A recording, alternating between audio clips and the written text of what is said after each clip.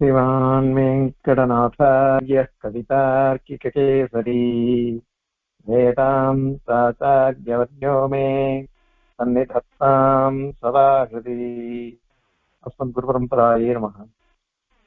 இது பர்யந்தம் அனிர்வச்சனீய க்யாதி அப்படின்னுட்டு அத்வைதிகள் சொன்னது. அத கண்டனம் பண்ணின சுவாமி தேசிகன். இப்போ இந்த அத்வைதிகளுக்கும் மூல வேறா இருக்கிறவா அவகிட்ட இருந்து வந்ததுதான் அத்வைதம். பாஷ்யக்காரர் தேசிகன் சுதப்பிரகாசிகாச்சார் எல்லாரும் சொல்றது. அதாவது பிரச்சன்ன பௌத்தாள் இவா, அவள்லாம் பிரகடமா இருக்கக்கூடிய பௌத்தாள்லாம் இவள்லாம் பிரச்சன்ன பௌத்தாள். அதாவது பசுத்தோல் போர்த்திய புலி மாதிரி வரலாம். பௌத்தாள் சொன்னதை கொஞ்சம் மாத்தி அவ சொன்னான். அதனால பௌத்தனை கண்டனம் பண்ணிட்டாக்க இவ அத்தனை பேரையும் கண்டனம் பண்ணதான் ஆயிடும். அதனால இப்போ பௌத்தால கண்டனம் பண்றதுக்கு ஆரம்பிக்கிறார். அதுல பிரதான பௌத்தன் மாத்தியமிக பௌத்தன் பேரு. அந்த மாத்தியமிக பௌத்தனை கண்டனம் பண்ணணும். ஏன் அவன் முதல்ல எடுத்துக்கிறார் அப்படின்னு சொன்னாக்கா, அத்வைதிகள் என்ன பண்ணினான்னா ஒரு விஷயம் சொல்ற, நிரதிஷ்டான பிரமம் வராது அப்படின்னு அவ சொல்ற. அதாவது கயறுன்னு ஒண்ணு இருந்தாதான் பாம்பு கயிறு அப்படின்லாம் பிரமம் வரும். அத மாதிரி கிழிஞ்சல்னு ஒண்ணு இருந்தாதான் வெள்ளி அப்படின்னு ஒரு பிரமம் வரும். அதனால அதிஷ்டானம் இல்லாமல் எதுவும் வராது அப்படின்னுட்டு அத்வைதிகள் சொல்றது. அதனால பிரம்ம இருக்குது. அந்த பிரம்மத்திலேயே அஜ்ஞானத்தினால இவ பிரபஞ்சமா பாக்குறா எல்லாரும். அதனால பிரம்மம் சத்தியமா இருக்குது. அந்த சத்தியமான பிரம்மத்துல இந்த பிரபஞ்சத்தை ஏறிட்டு பார்க்கிறா. இது அஜ்ஞான சம்பாவிதம். அதனால அதிஷ்டானம் இருந்தாதான் வரும்னு அவ பட்சம். ஆனால் இந்த மாத்தியம் என்ன சொல்றான்னாக்கா, அதிஷ்டானம்ன்றதும் பொய், எதுவும் உண்மையே கிடையாது அப்படின்னு அவன் சொல்றான். அதன் பேர்லதான் அவன் பொய், எல்லாமே சூன்யமா இருக்குது அப்படின்னு அவன் கற்பிக்க. அதனால இவ அசக்யாதி அப்படின்னு சொல்றான். சர்வாத்தனா அசத், இல்லாத ஒண்ணு இருக்கிறதா மாதிரி தெரியாது அப்படின்னு இவன் சொல்றான். அவன் எதுவுமே இல்லை, ஆனால் எல்லாம் இருப்பதாக தெரிகிறது. இதனால அசக்யாதின்னு அவ சொல்றான். அந்த பட்சத்தை கண்டிக்கிறது. ஏற்கனவே பௌத்தாவை பத்தி ஓரளவு பார்த்திருக்கோம். 4 விதமான பௌத்தாள் இருக்கா. அதுல வைபாஷிகாள், சௌத்ராந்திகாள், யோகாச்சாராள், மாத்தியமிகாள். விவரமான ஸ்ரீபாஷ்யத்துல சமுதாயாதிகரணம் சாதிக்கும் பொழுது 2வது அத்தியாயம் 2ஆம் பாதம் 3வது அதிகரணம் அதுல இவெல்லாம் விளக்கி சாதிக்கிறார். 3 அதிகரணங்கள்னால அங்க கண்டனம் பண்றிருக்க.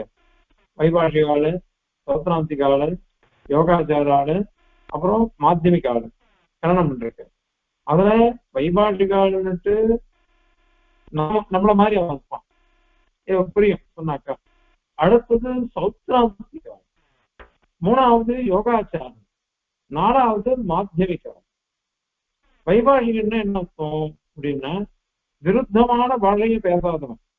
முதல்ல புத்தர் என்ன பண்ணா உபதேசிக்கிறார்.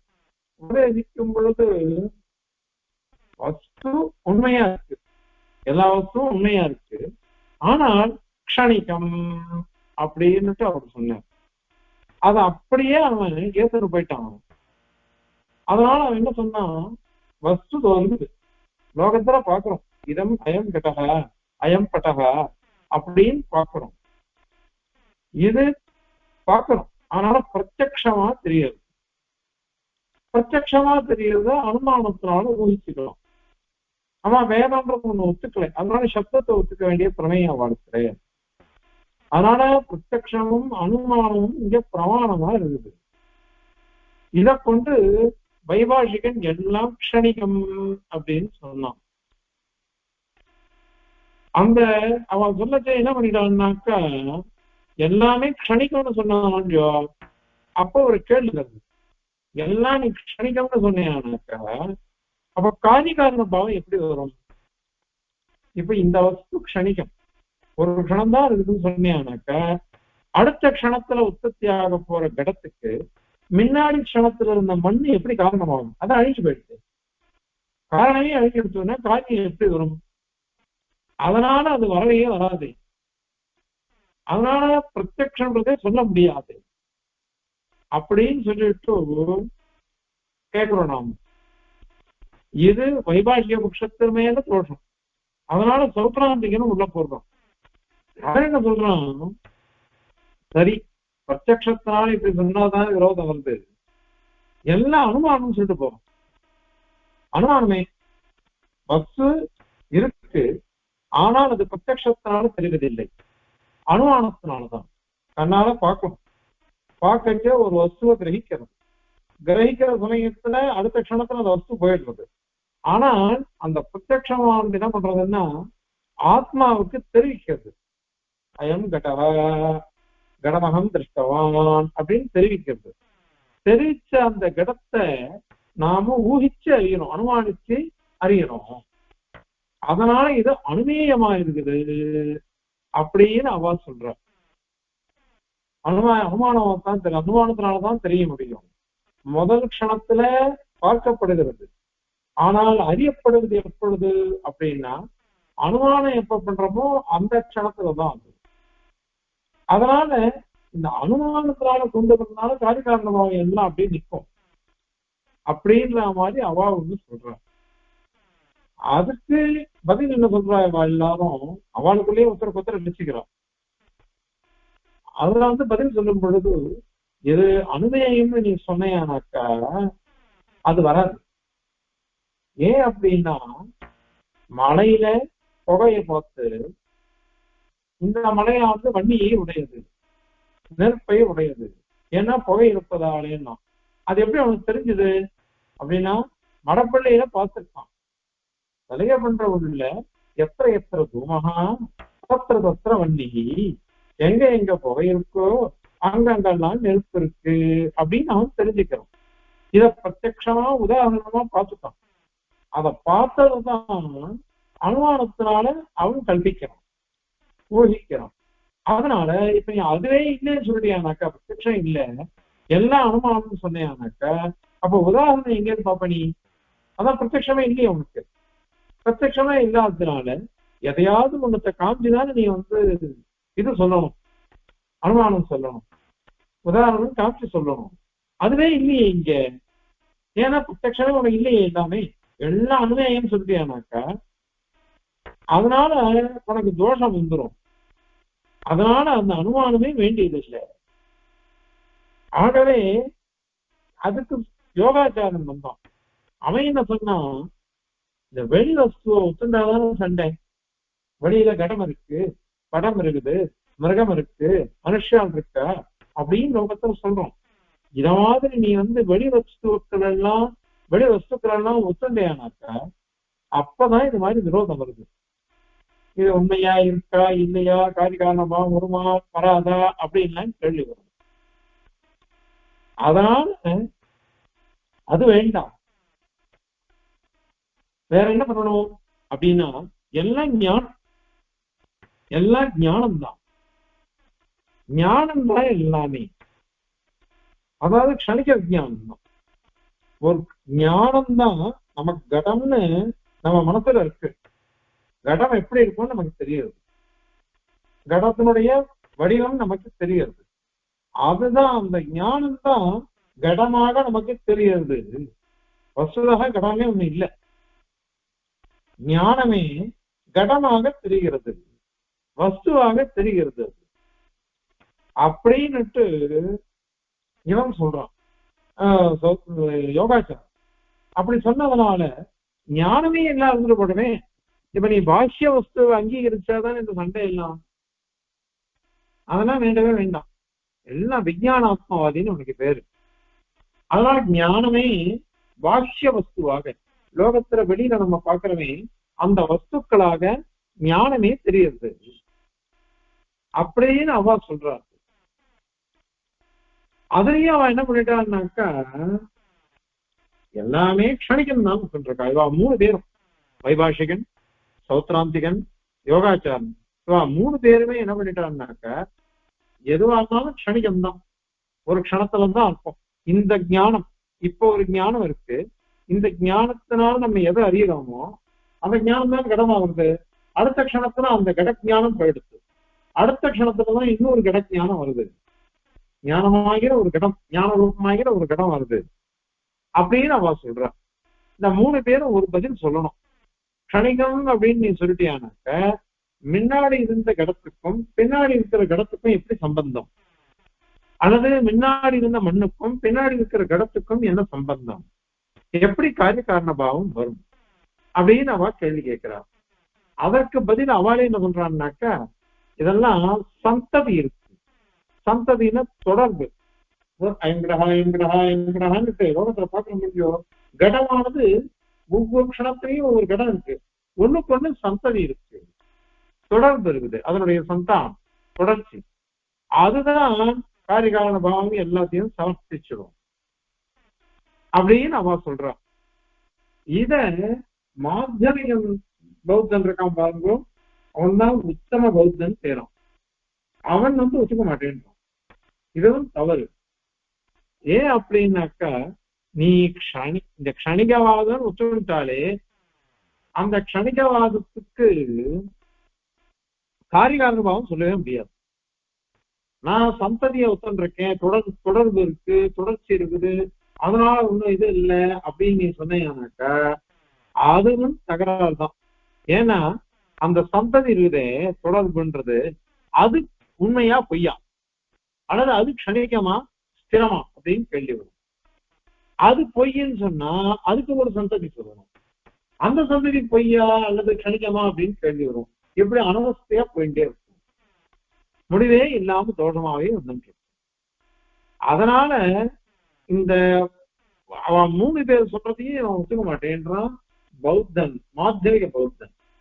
அதனால வேற ஒரு காரியம் முன்னிடுங்கோ, எல்லாம் பொய், சூன்யம், உண்மைன்றது எதுவுமே கிடையாது, எல்லாம் துச்சம், சூன்யம், அலீக்கம் அப்படின்னு சொல்லிடுங்கோ. சர்வ அபலாசம், எல்லாத்தையும் தள்ளிடுங்க, எதுவுமே கிடையாது அப்படின்னுட்டு மாத்தியமிக பௌத்தன் சொல்றான். எல்லாமே பொய்யா போயிடுத்து, எல்லாமே சூன்யமா போயிடுத்து, எதுவுமே இல்லை அப்படின்னு சொல்லிட்டோம்னாக்க இந்த கேள்வியே வராது, காரிகாரண பாவம் வராது, தொடர்பு வராது, பிரத்யக்ஷமும் கிடையாது, அனுமானமும் கிடையாது, எதுவுமே கிடையாது அப்படின்னுட்டு உத்தம பௌத்தர் சொல்றார். இதுதான் பௌத்த பட்சத்துக்கே அந்திம காஷ்ட, அதுதான் முடிவு, அதுல இருந்துதான் எல்லாம் வருது. அதனால இந்த சூன்யவாதம் தான் சரியானது அப்படின்னு அவ சொல்றாரு. இத இப்ப கண்டனம் பண்ணணும். இத எப்படி கண்டனம் பண்றது?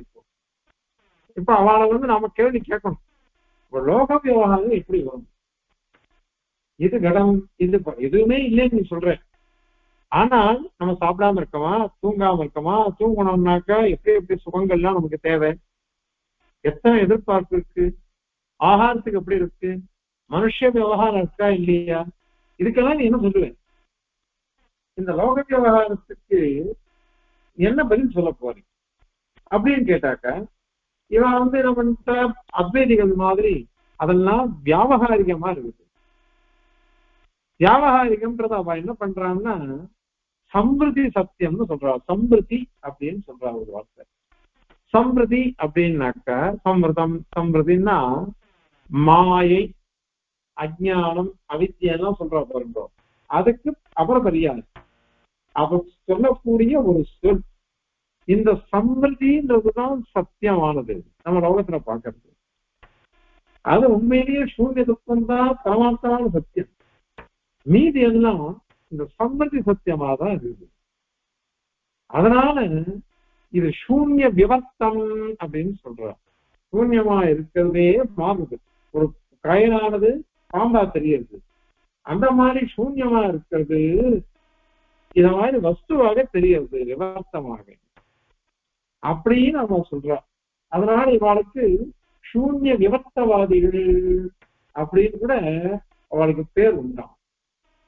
அதனால சரி, இப்ப சூன்ய விவர்த்த ரூபம் நீ சொல்லிட்டியானாக்கா, இது சூன்யம்னா என்ன அர்த்தம்? நிஷேத ரூபமா இருக்கு. நிஷேத ரூபம் எதுவுமே இல்லை அப்படின்னு சொல்லணும். ஆனால் அந்த சூன்யத்தினுடைய காரியம்தான் இந்த பிரபஞ்சம் நீ சொல்ற. சூன்யம்தான் கடமாக தெரியுது அப்படின்னு நீ சொல்லணும். இந்த பிரபஞ்சமா தெரியுதுன்னு சொல்லணும். ஆனால் கடகா அஸ்தி, படகா அஸ்தி, மனுஷியா அஸ்தி, அஸ்தி சப்த வச்சமா வருது. கடம் இருக்கிறது, படம் இருக்கிறது, மனுஷன் இருக்கிறான் அப்படின்னு லோகத்துல இருக்கா இல்லையா? அதுக்கு அந்த அஸ்தி சப்த வாக்கியம் விதேயமா இருக்கு. நீ சூன்யம்னா நிஷேதமா இருக்குது. நிஷேத்தியமா இருக்கிறதுக்கும் விதேயமா இருக்கிறதுக்கும் வித்தியாசம் உண்டா இல்லையா? நிஷேத்தியம்னா என்ன அர்த்தம்? இல்லவே இல்லைன்னு சொல்றது, இல்லைன்றது. விதி அப்படின்னாக்கா அஸ்தி அஸ்தின்னு, நாஸ்தின்னு சொன்னாக்கா நிஷேதமா இருக்கும், அஸ்தின்னு சொன்னாக்கா விதியா இருக்கும். அதனால இந்த எப்படி இது வந்தது அஸ்திங்கிறது? லோகத்துல அஸ்திங்கிறப்பதான் வரக்கூடாது. எதை பார்த்தாலும் நீ என்ன சொல்லணும்? நாஸ்தி நாஸ்தி தான் சொல்லணும். ஆனால் இங்க அஸ்தி அஸ்தின்னு வருது. அது எப்படி வந்தது அப்படின்னு ஒரு கேள்வி வரும். அதுக்கு அவ என்ன சொல்றான்னாக்கா, தவிர சச விஷானம்னு சொன்னான், முயல் கொம்பு அப்படின்னா. முயல் கொம்புன்னு சொன்னாக்க லோகத்துல முயலுக்கு கொம்பு இல்லை அப்படின்றதுதான் பிரசித்தி. ஆனால் முயல் கொம்புன்னு ஒருத்தன் சொன்னான்னா அப்ப அர்த்தம் புரியறதா இல்லையா? முயல் கொம்பு, முயலுக்கு கொம்பே இல்லையே நம்ம சிரிக்கல, முயல் கொம்பு அப்படின்னு ஒருத்தன் சொன்னான் சச விஷானம் சொன்ன உடனே நமக்கு என்ன வருது? இது வரவே இல்லையே லோகத்துல. சச விஷானம்ன்றது சப்தத்துக்கு பொருள் தெரியுது, ஏதோ ஒரு அர்த்தம் தெரியுது, பாவரூபமான அர்த்தம். அந்த மாதிரிதான் கடக படக அப்படின்னு சொன்னா அவைகள் இல்லதான். இல்லாட்டா கூட கடகன்றதுக்கு அர்த்தம் தெரியுது. அதாவது இல்லவே இல்லாத சச விஷானம். முயல் இருக்கு, முயலுக்கு கொம்புன்றது இல்லவே இல்லை. இல்லாத கொம்பை சொல்லச்சே கூட சச விஷானம்னு சொன்னாக்க நமக்கு அர்த்தம் புரியுது. அத மாதிரி அதுவே தெரியுச்ச கடம் படம்ன்றது லோக விவகாரத்துல இருக்கிறதுனால அதுக்கு அர்த்தம் தெரியுது. உண்மையே இல்லதான் அது. அவைகளும் முயல் கொம்பு மாதிரிதான் கடப்படாதுகளும். ஆனால் சசவிஷானத்துக்கு எப்படி அர்த்தம் தெரிஞ்சதோ அந்த மாதிரிதான் இவைகளுக்கும் தெரியுது. அதனால இந்த மாதிரி கிரமத்தை விட்டுண்டுதான் ஆகணும். அதனாலதான் சாப்திகாலே என்ன சொல்றாங்க, அதாவது வையாகரணம் ஒரு சப்தம் வச்சுக்கோங்க, அந்த சப்தத்துக்கு ஏதோ நம்ம ஞானத்தினால ஒரு கல்பிதமான ஒரு அர்த்தத்தை எடுத்துக்கிறோம். கல்பிதமான அர்த்தத்தை எடுத்துக்கிறோம். அது இல்லாத போனாக்கா சப்தம் எப்படி சித்திக்கும் அவ கேட்கிறோம்.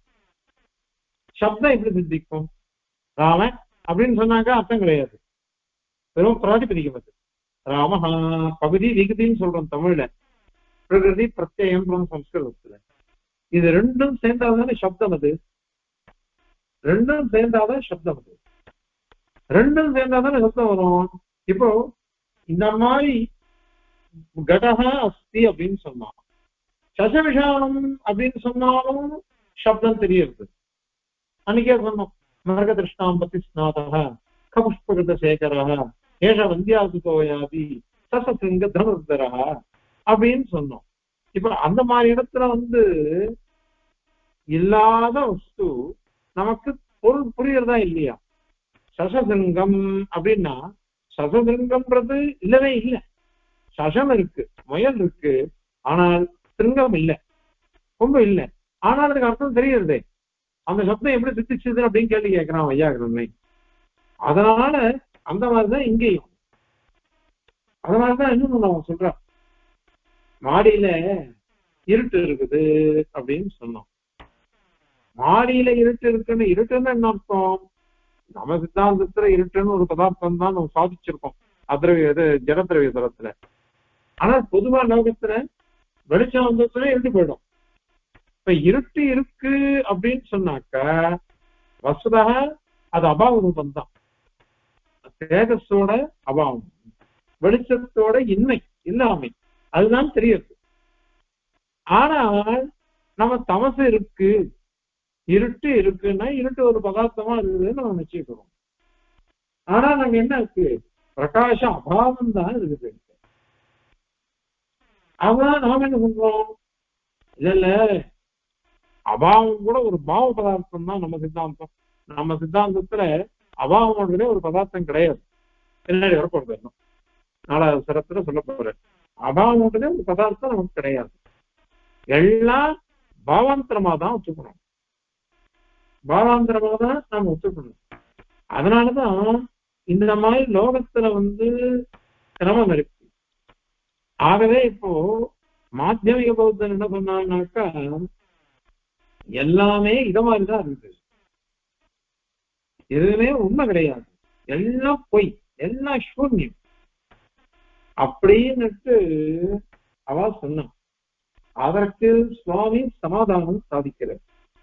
அவளே என்ன பண்றா அப்படின்னாக்கா, அத்வைதிகள் சதசத் விலட்சணமான ஒரு அனிர்வச்சனீயம் இருக்கு. சத்துன்னு சொல்ல முடியாது, அசத்துன்னு சொல்ல முடியாது, சதசத்துன்னு சொல்ல முடியாது, அதை காட்டிலும் விலட்சணமான ஒரு வஸ்து அப்படின்னு அவ சொன்னான். அது ஏற்கனவே சொன்னோம். சச்சேத்து ந பாத்தியேத்த, அசச்சேத்து ந பிரதீயேத்த அப்படின்னுட்டு அவ சொல்ற. அதாவது ஒரு வஸ்து இருக்கு அப்படின்னு சொல்லிட்டா அது எப்பொழுதும் இருக்கணும், பாதிக்கவே கூடாது, பாதிக்கப்படக்கூடாது. ஆனா கயத்துல பாம்புன்னு முதல்ல ஞானம் வந்தது, அப்புறம் நாயம் சத்தக அப்படின்னு ஞானம் வந்தது, பாதக ஞானம். அத மாதிரி இதம் ரஜதம்னு ஞானம் வந்தது, நேசம் ரஜதம்னு ஞானம் வந்தது. அத மாதிரி வரதுனால இது சத்தம் இல்லை அசத்தம் இல்லை, ரெண்டுத்துக்கும் விலட்சணமானது அப்படின்னு அவா சொன்னான். அதை விட இவா ஒத்துக்கல. யாரு? மாத்தியமிக பௌத்தன். அதையும் ஒத்துக்கணும் அப்படின்னு அவன் கேட்கிறான். ஏன்னா நீ சத்தம் இல்லை, அசத்தம் இல்லை, சதசத்தம் இல்லை, தத் விலட்சணமும் இல்லை. ஏன்னா சத்து நீ என்ன பண்ண, சத்து இருந்தா பாதிக்கப்படாது, அசத்தா இருந்தா ஞானமே வராது, ரெண்டும் இருக்கு. அதனால சதசத்துன்னு சொல்ல முடியாது, சதசத் விலட்சணமான ஒரு அனிர்வச்சனீயமான வஸ்து அப்படின்னு நீ சொன்ன. அது ஒன்று எப்படி வரும்? சதசத் விலட்சணம்னு சொன்னா கூட லோகத்துல சத்து அசத்தை காட்டிலும் வேறுபட்டது எதுவுமே இல்லையே, அங்க முரண்பாடுதான் இருக்கு. முரண்பாடு இருக்கிறதுனால இது எப்படி வரும்? அதனால இந்த 4 பட்சமும் வராது. வேற என்னதான் வரும் அப்படின்னாக்க 4 பட்சத்தையும் காட்டிடும் 5வது பட்சம் ஒண்ணு இருக்கு, சூன்யமேவ தத்துவம் அப்படின்றது. அதுதான் வரும் அப்படின்னு அவன் சொல்றான். அவளே ஒரு ஸ்லோகம் சொல்றான். நசன்னாசன் ந சதசன் நனுபயாத்மகம் சதுஷ்கோடி விநிர்முக்தம் தத்துவம் மாத்தியமிகா விதுஹு. ந சத்து ந அசத்து ந சதசத்து நச்சாபி அனுபயாத்மகம். உபயாத்மகமும் இல்லை, அனுபயாத்மகமும் இல்லை, சதசதாத்மகமாகவும் இல்லை, சதசத் விலட்சணமாகவும் இல்லை. வேற என்ன இருக்கு? சதுர்கோடி விநிர்முக்தம். இந்த 4 பட்சங்களை காட்டிலும் வேறுபட்டது ஒரு தத்துவம் இருக்குது. அது என்ன தத்துவம்? சூன்யமேவ தத்துவம் அப்படின்னு. இந்த சூன்யமேவ தத்துவம் அப்படின்றதுதான் நீங்க இது அப்படின்னு அவன் சொல்ற. அத சுவாமி என்ன கண்டனம் பண்றாருனாக்கா, நீ இத மாதிரி சொன்னியானாக்கா அது உனக்கு வராது. ஏன்னா நீ சொல்ற வியாகாரம் விரோதம், நீ விரோதத்தினாலதான் 4 பட்சம் வராதுன்னு. 5வது பட்சம் நீ சொன்ன சூன்யம்ன்றது தத்துவம், அதுவும் விரோதத்தினாலதான் வருது. விரோதத்தினால வருது எப்படி வருது அப்படின்னு கேட்டாக்க பாஷைக்காகவே சர்வதானம் தெரிகிறத்துல சாதிக்கிற. நீ இப்ப இந்த பிரபஞ்சம் இருக்குன்றே இல்லையா இல்லையா, எல்லாமே சூன்யம் சொன்னேன்னாக்கா அப்ப நீ சொல்ற பட்சம் உண்மையா இருக்கா உண்மையா இல்லையா? அது சூன்யம் தானே. நீ பட்சமும் போயிடுறது, உன் பட்சமும் போயிடுச்சுனாக்கா அப்ப எப்படி சித்திக்கும்? உன் பட்சம் எப்படி சித்திக்கும்? எல்லாமே சூன்யம்னாக்கா, எல்லாமே சூன்யம் சொன்னானாக்கா உன்னுடைய பட்சம் கூட சூன்யமா போயிடுச்சு. அதனால நீ சொல்ற மதம் எப்படி சித்திக்கும்? அதுவே விரோதமா போயிடுச்சு. நீ சொல்ற வாக்கு உனக்கே விரோதமா இருக்கு, அது எப்படி வரும்? அதே மாதிரி இதுக்கு நீ பிரமாணம் சொல்லுவியா மாட்டியா? ஒரு வஸ்து இருக்குன்னு சொன்னாக்கா மானாதீன நய சித்தி நய சித்தி ரட்சணாத்து அப்படின்றோம். ஒரு பிரமாணாதீனமாகத்தான் இருக்கும். நான் பிரத்யக்ஷத்தினால கடத்த பார்த்தேன், அனுமானத்தினால ஊகிச்சுட்டேன், சப்தத்தினால கேட்டுட்டேன், உபமானத்தினால் அறிந்து கொண்டேன், ஒப்புமையே அறிந்து கொண்டேன். இப்படி எத்தனை வசனங்கள் இருக்கு?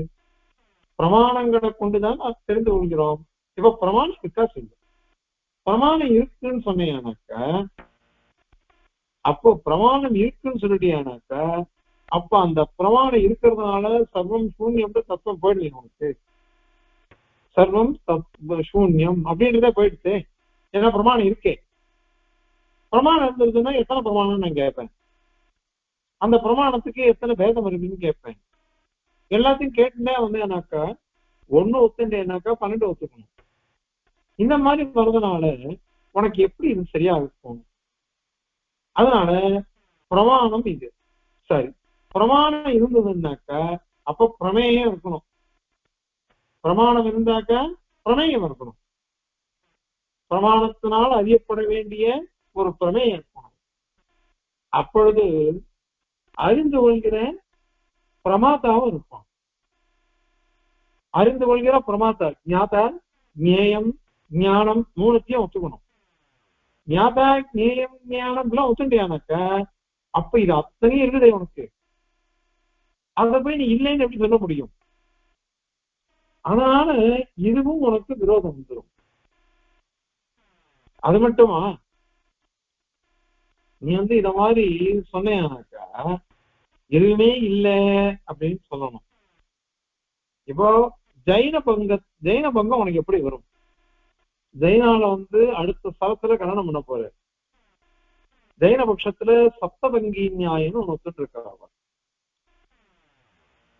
சியாதஸ்தி சியான் நாஸ்தி சியாத் அஸ்தி நாஸ்திதே சியாத் வக்தவ்யம் சியாத் அவக்தவ்யம் இப்படி 7 சொல்றாங்க.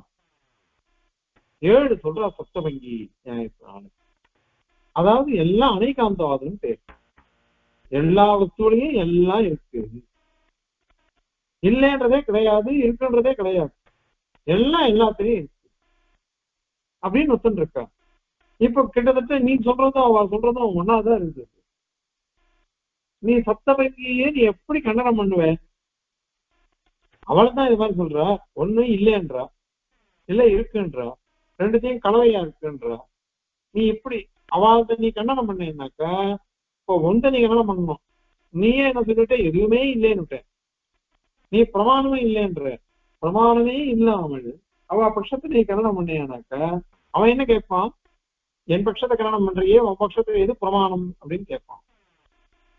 எது பிரமேயம்னு கேட்பான். யாரு பிரமாத்தா அப்படின்னு கேட்பான். அதற்கெல்லாம் நீ என்ன பதில் சொல்லுவேன்? அதனால சுவாமி ஆரம்பத்திலேயே ஒண்ணு சொல்லிருக்க, சர்வம் ஞானம் நமானம் பரமதேவரையா. அது மாதிரி என்னன்னா மானம் சர்வமானமா என்ன அமானம் சோமத விச்சேதம் சோமதமும் போயிடும். ஒரு பட்சம் எல்லா ஞானமும் பிரமாணம் சொல்ல முடியாது. நான் பிரமாணம் சபாதம் சர்வம் ஞானம் நமானம் எல்லா ஞானமும் பிரமாணம் சொன்னேனாக்கா எதிரிமதம் கூட ஜெயிச்சிடும். எல்லா ஞானமும் அப்பிரமாணம்னாக்கா மதமும் தோத்துப்படும். அதனால உனக்கு நீ பிரமாணமே இல்லைன்னு சொன்னியானாக்கா உன் மதமும் தான் தோத்து போயிடும். பிரமாணம் இருக்குன்னு சொன்னேனாக்கா அப்பவும் உன் பிரமாணம் உன் மதம் இதுவும் மதமும் உன் மதம் அப்பவும் தோத்து போயிடும். ஏன்னா சூன்யவாதம்ன்றது அடிச்சுட்டு போயிடும். அதனால உன்னுடைய பட்சமும் போயிடுச்சுன்னாக்க அப்போ நீ சொல்ற வாக்கியம் உனக்கே விருத்தமா இருக்குது. அதனால இந்த சூன்யவாதம்ன்றது எப்படி வரும்? அதுக்கு அவ ஒரு வார்த்தை கேட்கிறான்.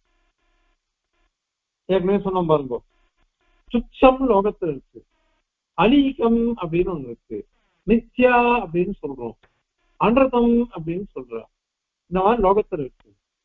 துச்சம் அது பரியாயம் தான் இதெல்லாம் இருக்கு, அலீகம் தான். இப்போ அதுக்கு நீ என்ன பதில் சொல்லுவேன்?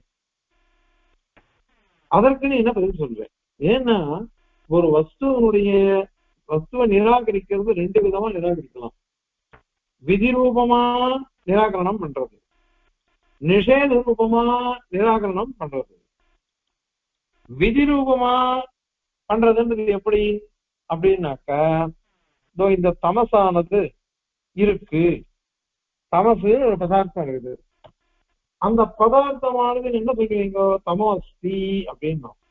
வெளிச்சம் வந்துட்டோம்னாக்க தமஹா நாஸ்தி அப்படின்னு சொல்லுவோம். இப்ப கடஹா அஸ்தின்னு சொன்னான், கடவ நாஸ்தி மொத்தம் எத்தனை போட்டாங்க கடத்தை? அப்ப கடவ நாஸ்தின்னு சொன்னாக்க அப்பவும் இத மாதிரி நிஷேதம் வருது. இது விதி முதல்ல கடஹா அஸ்தின்னு, அது இல்லைன்றது. அது மாதிரி தமஹா அஸ்தின்னு சொல்லணும். தமஹா அஸ்தின்னு சொன்னாக்க அப்ப பிரகாஷாபாவம் தான் தமசுன்னு வரும். இது விதியா இருக்கும்.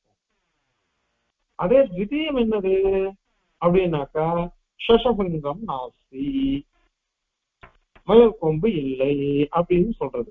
இது நிஷேதமற்றம் தான், இல்லவே இல்லைன்றதுதான். அதனால என்ன அர்த்தம்? எல்லாமே இல்லவே இல்லை அப்படின்னு சொல்லணும். இதுதான் இது.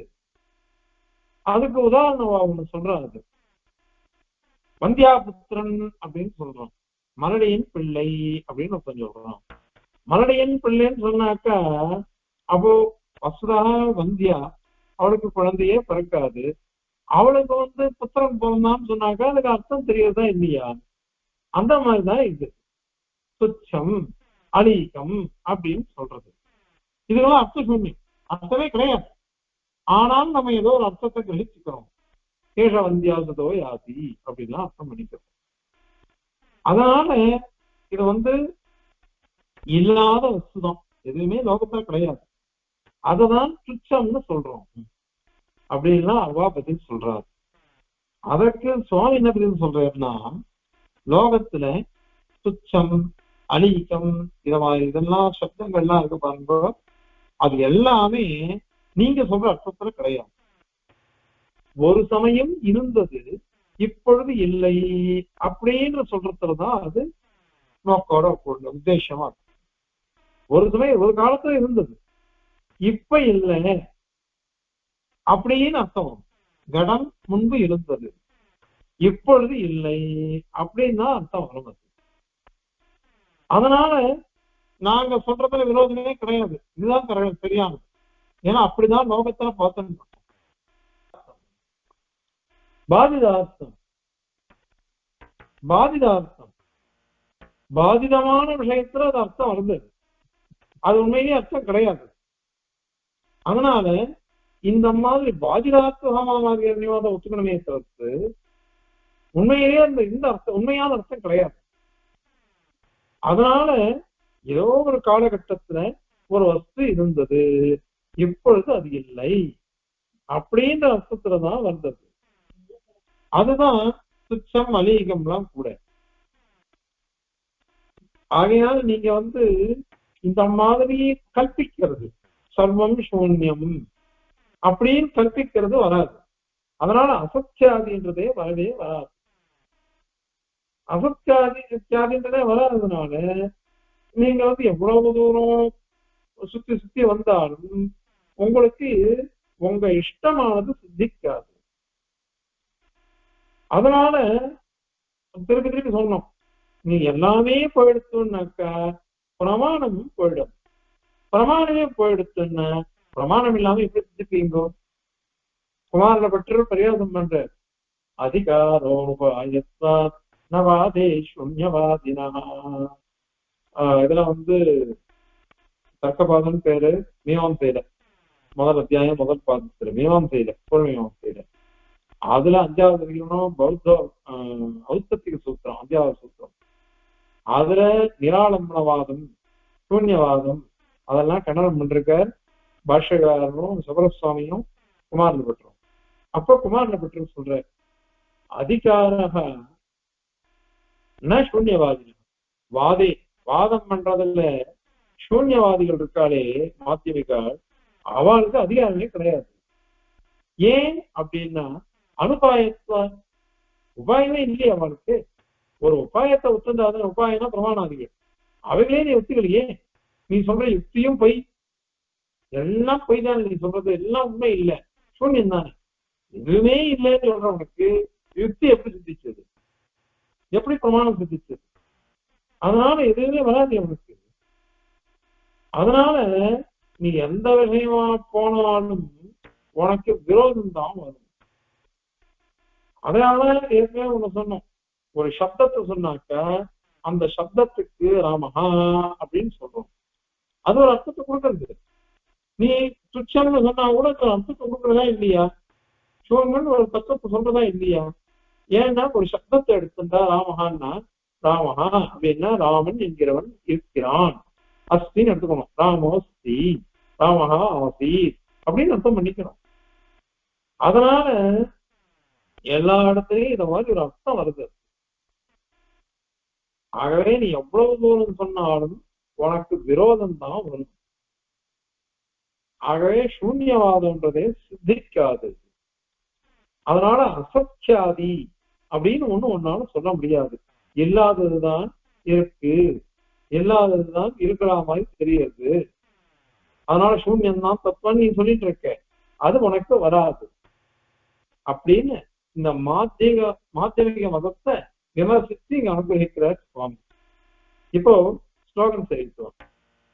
சத்வ சத்வ துவயாக்கிய துவய விரஹ சதுஷ்கோடி முக்தம் சதத்வம் யாகாதாத்யே விபூதம் நயதி தவ கதம் சப்தபங்கி நிஷேதः துச்சாதீகாதி சப்தாः வசன சதி பரம் வாக்யசஸ்தே பிரவృత్తాः வந்தியா புத்ராதி சப்தைः பஜதி ச சமதாம் வித்யலீகாதிவாதः அப்படின்னு சாதிக்கிறார். பாருங்க, இப்போ சத்வம் இருத்தல், அசத்வம் இன்மை, துவயாக்கிய சத்வம் அசத்வம் ரெண்டும் சேர்ந்து இருக்கிறது. துவய விரக, துவய விரகம்னா ரெண்டும் இல்லாதது, சத்தம் இல்லை அசத்தம் இல்லை, அனுபயம் அர்த்தம். சத்து அசத்து உபயம் அனுபயம் அப்படின்னு சொல்றது. இந்த நாளை காட்டிலும் சதுர்கோடி முக்தம், 4 பட்சங்களை கோடினா பட்சம், 4 பட்சங்களை காட்டிலும் முக்தம் வேறுபட்டது, விலகிது, அந்த 4 இல்லாததுன்னு அர்த்தம். அதுதான் சூன்ய தத்துவம் அப்படின்னு நீ சொல்லணும். அந்த தத்துவமானது யாகாதாத்யை பரஸ்பரம் விரோதம், பரஸ்பர விரோதமா இருந்தது. நீ சத்தம்னு ஒத்துக்க கூடாதுன்னு, அசத்துன்னு ஒத்துக்க கூடாதுன்னு, சத்துவசத்தமும் கூடாதுன்னு, அது மாதிரி அனுபவமாவும் கூடாதுன்னு நீ சொல்லிட்ட. அப்போ ஏன்னா ஒவ்வொன்றுத்தையும் முரண்பாடு இருக்கு. அப்ப நீ கண்டனம் பண்ண, எங்களை கண்டனம் பண்ண, நையாயின்னு கண்டனம் பண்ண, மீமாம்சையை கண்டனம் பண்ண, எல்லாரையும் நீ கண்டனம் பண்ணிருக்க. இப்ப உனக்கு அதே முரண்பாடு இருக்கே, வேறுபாடு இருக்கே, விரோதம் இருக்குது உனக்கு. பரஸ்பர விரோதாதி தோஷேகி, ஆதி சத்தத்தினால பிரமாணம் இல்லை, பிரமேயம் இல்லை, யுக்தி இல்லை, பிரமாதா இல்லை, இந்த மாதிரி தோஷங்கள்லாம் இருக்கு. அதனால விதூதம், விதூதம் நிர்ணயிக்கப்பட்டது. நிர்ணயிக்கப்பட்டதுனால உனக்கு எப்படி வரும் அது? சரி, விரோதம் என்னது? விரோதமே கிடையாது, இருக்கிறதே அப்படிதான், எதுவுமே இல்லைன்றதுதான் உண்மை. அதுதான் சரி. நாங்க சூன்யம் சொல்றோம், அதை போய் கண்டனம் பண்றியா அப்படின்னு கேட்டேனாக்கா நயதி அந்த மாதிரிலாம் நான் ஒத்துக்க மாட்டோம், சர்வம் சூன்யம் தான் அப்படின்னு நீ சொன்னியாக்க நாங்க சொல்றதை ஒத்துக்காம சூன்யவாதியை தான் சூன்யவாதத்தை தான் ஒத்துப்போம் அப்படின்னு நீ சொன்னியானாக்க தவன் சூன்யவாதம் பேசுற உனக்கு சப்த பங்கி நிஷேதா கதம். ஜெயினன் சொல்றானே சப்த பங்கின்னுட்டு அதை எப்படி நிராகரிப்ப நீ? ஏன்னா ஜெயினன் எல்லாம் அவிருத்தம்னு சொல்லிட்டான். நீ என்ன சொல்லிருக்க? சர்வம் சூன்யம்னு சொல்லிட்டா எதுவுமே முரண்பாடு இல்லை அப்படின்னு சொல்லிட்ட. கடம் இருக்குது, இருக்கிற கடத்தை பார்த்துட்டு இல்லைன்னு சொல்ற. அப்போ இல்லாத மயில் கொம்போ உனக்கு இருக்குன்னு அர்த்தம் வச்சுக்கணும். ரெண்டுத்துக்கும் சமமா சொன்னியானாக்க இதுவும் சரி அதுவும் சரின்னு சொல்லணும். இப்போ இல்லாத வஸ்துவில இருக்கிறதுன்னு சொல்றதோ இருக்கிற வஸ்துவில இல்லாததுன்னு சொல்றதோ எது ஜெயன் சொல்ற மாதிரி தான் இருக்கு. அவன் சப்த பங்கியில அது மாதிரி சொல்லிருக்கான். அவன் அநேகாந்தவாதத்தை சொல்றான். அநேகாந்தவாதம் சொல்லிட்டு அநேகாந்த ஒவ்வொரு வஸ்துவும் ஒரே வஸ்து நிற்காது. கடம் சொன்னாக்க கடத்துல நிற்காது. கடம் இருக்கு, அதுல கட வியக்தியும் இருக்கு, ஜாதியும் இருக்கு. கடப்ப ஜாதி, கட வியக்தி, இப்படி எல்லாமே அதுல ஒண்ணா இருக்கு. அநேகாந்தவாதத்தை அவன் சொல்லிட்டு போயிட்டு இருக்கான். சத்து அசத்து எல்லாமே ஒரே வஸ்துவில இருக்குன்னு அவன் சொல்லிட்டு இருக்கான். இப்ப நீ சொன்னது என்ன எடுத்தோ? இருக்கிற கடத்தை பார்த்து இல்ல அப்படின்ற நீ சொல்ற. இப்போ இருக்கிறது இல்லைன்னாக்கா அவனுக்கு சப்தபங்கி நியாயம் சொல்றது அவனுக்கு எல்லாம் முரண்பாட்டு இருக்கு, விரோதமா இருக்கு அப்படின்னு சொன்னியா இல்லையா? அப்படி இருக்கு. நீ அதை ஒத்துட்டிய? எப்போ கடத்தை இருக்கிற கடத்தை இல்லைன்னு சொன்னியானாக்கா இதுவும் விரோதமா தான் இருக்குது. அதனால அதுக்கு நீ என்ன சொல்ல போற பதில்? அதனால சப்தவங்கி நிஷேதமானது ஜெயனனை நீ கண்டனம் பண்றதுன்றது உனக்கு எப்படி பொருந்தும்?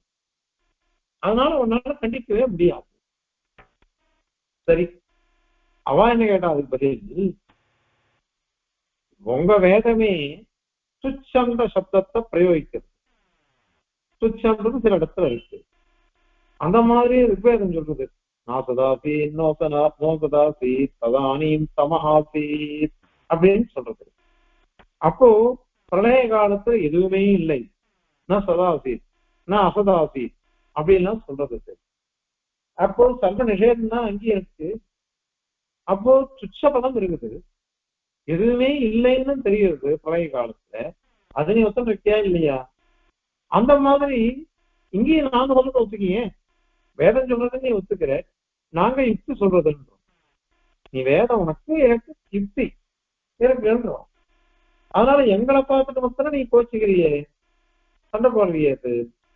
அதனால அதுக்கு நீ என்ன பதில் சொல்லுவேன் அப்படின்னு கேட்டா, துச்ச அலீகாதி சப்தா. துச்சம் அலீகம்னா நித்தியான்னு அர்த்தம், பொய்யானதுன்னு அர்த்தம். துச்சம் அப்படின்னா எதுவுமே இல்லை, சூன்யம்னு அர்த்தம். அதாவது பரியாயமா வச்சுக்கணும். ஆதி சப்தத்தினால அன்றதம் நித்யா இந்த மாதிரி பதங்கள்லாம் எல்லாமே பரியாய பதங்கள். அவைகள்லாம் கூட ஒரு வஸ்துவில சில இடத்துல இருக்கும், ஏதோ சில இடத்துல இருக்கும், சில காலத்துல இருக்கும், சில இடத்துல இருக்காது, சில காலத்துல இருக்காது. கடம் காத்தால இருந்தது, இப்ப இல்லை. கடம் காத்தால இல்லவே இல்லை, இப்ப கடம் உற்பத்தி ஆச்சு அப்படின்னு லோகத்துல பிரயோகம் இருக்கு. அந்த மாதிரிதான் இருக்கு. அந்த மாதிரி அந்த ஊர்ல நான் கடத்தை பார்த்தேன், இந்த ஊர்ல நான் கடத்தை பார்க்கல. தில்லை விழாகம் போயிருந்தோம், போய் பெருமாளை சேவிச்சோம். ராமனு திருவடியில அழகா நரம்பு தெரிகிறது. கௌசல்யா போட்ட அந்த கொழுது மாதிரி ஒன்னும் அது பார்த்துட்டு இருக்க பெருமாள் ரொம்ப அழகா இருக்குது. அந்த கோயில் இருக்கு. அதே திருப்பதி ராமனுக்கு அது மாதிரி இல்லை, அவர் தனியா அழகா இருக்கு. வடூர் ராமன் ஒரு அழகா இருக்கு. ஒவ்வொரு ஊர்லயும் ஒவ்வொன்னு இருக்கு. ஆனால் ஒரு திருமேனியில இருக்கக்கூடிய சௌந்தரியம் இன்னொரு திருமேனியில இல்ல, இங்க இருக்கிற சௌந்தரியம் அங்க இல்லை. இது தேசங்கள், அது மாதிரி காலங்கள் ஒரு காலத்துல இருக்கிறது இன்னொரு காலத்துல இருக்குமா? அதனால இந்த மாதிரிதான் துச்சம்ப சப்தங்கள்னா லோகத்துல இருக்கு. அது சொல்ற வச்சன சதி, இந்த துச்சம் அலீகம் இந்த மாதிரி சப்தங்கள்னா வச்சன சில இடங்கள்ல இருந்து இருக்கும், சதி இருந்து இருக்கும், காபி அசத்தே இன்னொரு இடத்துல இன்னொரு காலத்திலேயோ இன்னொரு தேசத்திலேயோ இல்லை. அப்படின்னா அந்த சப்தங்களானது பிரயுக்தா பிரயோகம் பண்ணப்படுறது. அதனால சர்வாத்மனா துச்சம்னா இல்லவே இல்லைன்னு அர்த்தமே கிடையாது. என்ன துச்சமா பாக்குறான் ஒருத்தன் அப்படின்னு நான் சொல்றேன். துச்சமா பாக்குறான் அப்படின்னு என்ன அர்த்தம்? என்ன இல்லாத ஒண்ணுமே இல்லாத மாதிரி பாக்குறான். ஏதோ இருக்கு ஆனா ஒண்ணுமே இல்லாத மாதிரி பாக்குறான். அந்த மாதிரிலாம் பாக்குறதா லோகத்துல சொல்றேன். நான் இல்லைன்னு அர்த்தம் வாங்க ஆயிரம் தான் இருக்கனே. அதனால இந்த சர்வ அப்பனா போன்றது கிடையாது. அதுக்குதான் அது சொல்றது. சரி, நிராகரிக்கிறதுன்றது ரெண்டு விதமா இருக்கும்னு சொன்னமே. விதி ரூபமா இருக்கும், நிஷேத ரூபமா இருக்கும். தமஹா அஸ்தி அப்படின்னு சொன்னா விதி ரூபம். தமசு இருக்கு அப்படின்னா என்ன அர்த்தம்?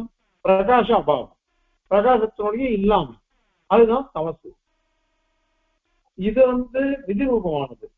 ரெண்டாவது நிஷேத ரூபம். சசசிங்கம் நாஸ்தி, நஞ்சு கடிதமான பதம் நாஸ்தின்னே சொல்றது. இது நிஷேதமாத்த விவசாயியா. இப்போ நீங்க எப்படி சொன்னாலும் சர்வ நிஷேதத்தான் வருது. தமசு இல்லை, தமசு இருக்குன்னு சொன்னா கூட பிரகாசம் இல்லைன்னு முடியாது. அதே மாதிரி சசசிங்கம் இல்லை, முயல் கொம்பு இல்லைன்னு சொன்னா இல்லைன்னு தான் முடியாது. அதனால நிஷேதம் தானே, அது சூன்யம் தானே.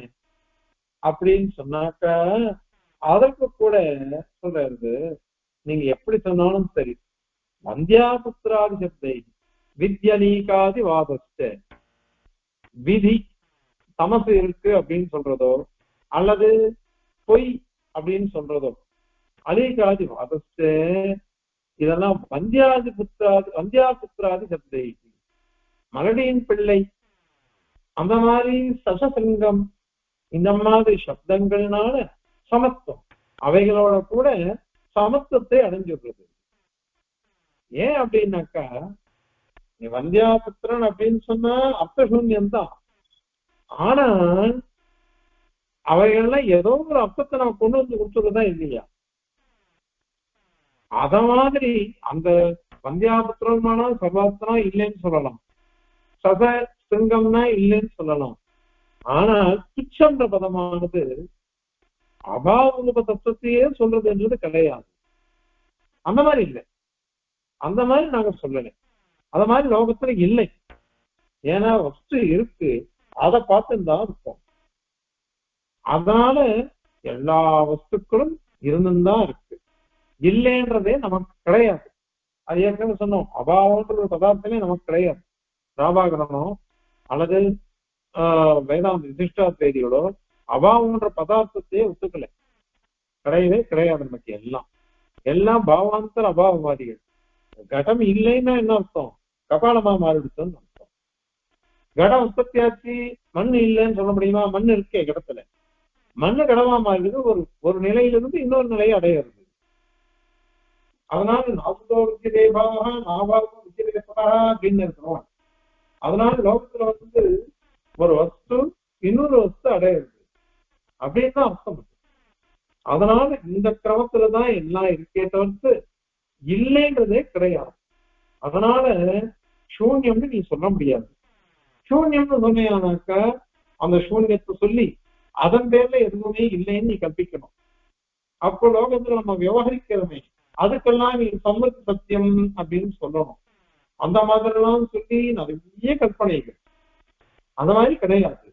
பிரத்யக்ஷமா எதை பாக்குறோமோ அது சரி. பரமர சங்கத்துல மாத்திமை கண்டனம் தான் வருது, கண்டபடியே கொள்வாருக்கு விரோதம் ஏதும் இல்லைங்க. எதை பிரத்யக்ஷமா நம்ம அனுபவிக்கிறோமோ அதை அப்படியே ஏற்றுட்டாக்க விரோதம் இல்லை அப்படின்னு. அதனால இந்த மாத்திரைகள் சொல்ற அசத்தியாதி அப்படின்றது வரவே வராது அப்படின்றத இந்த ஸ்லோகத்தினால சாதிக்கிறார். இப்ப பாருங்க, சத்வா சத்வ துவயாக்கிய துவய விரக சதுஷ்கோடி முக்தம் சதப்தம் யாகாத்யைர் விதூதம் நயதி தவ கதம் சப்தபங்கி நிஷேதः துச்சாலிகாதி சப்தாः வஜன சதி பரம் வாப்ய சத்வே பிரவృத்தாः வந்தியா புத்ராதி சப்தைः भजति च समता विद्यलीकादिवादः कवितात्मकसंहाय कल्याणगुणशालिने श्रीमते वेङ्कटेशाय वेदान्तगुरवे नमः। अस्मद्गुरुपरम्परायै नमः।